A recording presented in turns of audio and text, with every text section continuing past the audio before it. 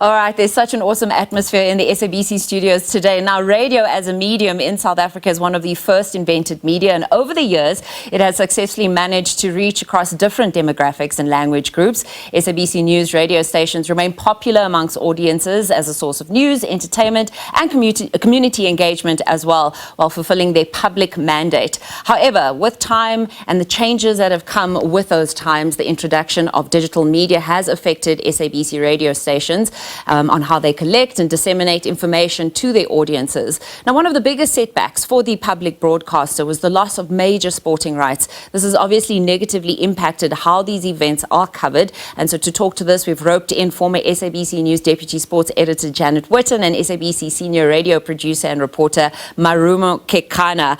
I think I just have to start with the fact that I was at the Comrades Marathon this year, and so many people pulled me aside and said, Stacey, what is happening with sports rights? We loved watching sports on the SABC. It's almost, Janet, we were talking about this as if they were heartbroken that as a public broadcaster, we are not sharing these sporting codes with them.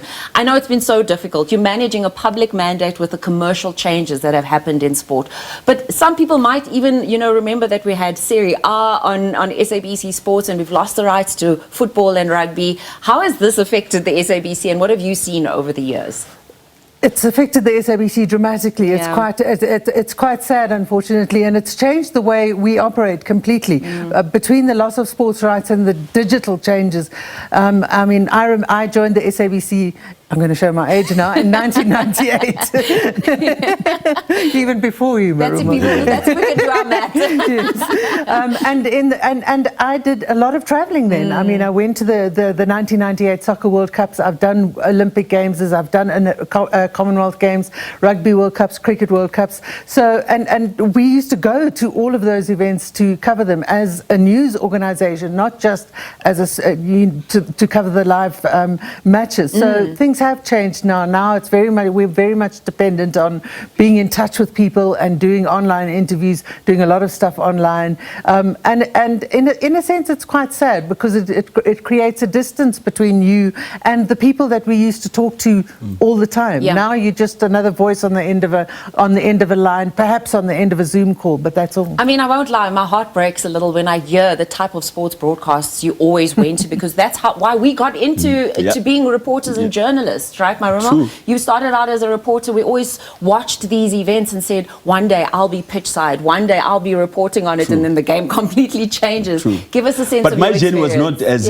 fun as Janet's journey. I mean, when she started out, she was given a job on the condition that she was going to cover the 1998 World Cup. I mean, how cool is that?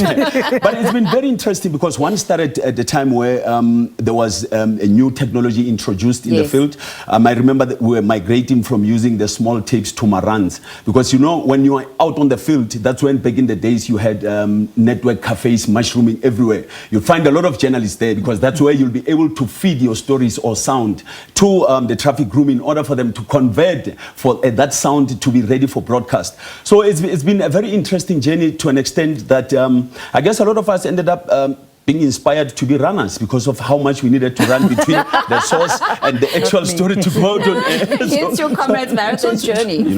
But I mean, we have so much going on today. Before I let you guys go, what stands out as, important moments, maybe significant moments, but just ones that you cherish, having worked for the SABC for so many years? It has to be some of those events. 2004 Athens Olympics, I was there when the relay team won the gold medal. I mean, that was absolutely amazing. Actually, the Olympics is probably a highlight for me because in 2012 as well, I was in London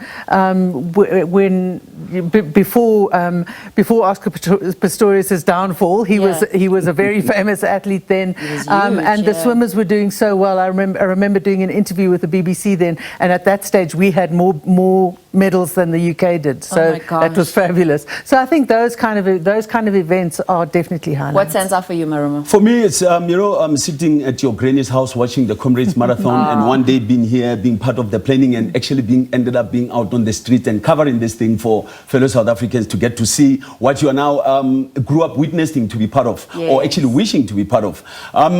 honestly, the past 21 years working for the SABC has been nothing but a pure and nice journey. And hey, we're still willing to learn going forward. Listen, it says a lot when you work for an organization for so many years. You're still here, you're still part of the fabric and changing broadcasting in South Africa, making sure that we can still deliver, you know, a decent and quality broadcast to the viewers out there. I think Janet there's name dropping, but there's event dropping, and that's what Janet was doing. We've been chatting to SABC Deputy Sports Editor Janet Whitton and SABC Senior Radio Producer and Reporter Marumo Kekana, just sharing their memories over the years of working in SABC Sport.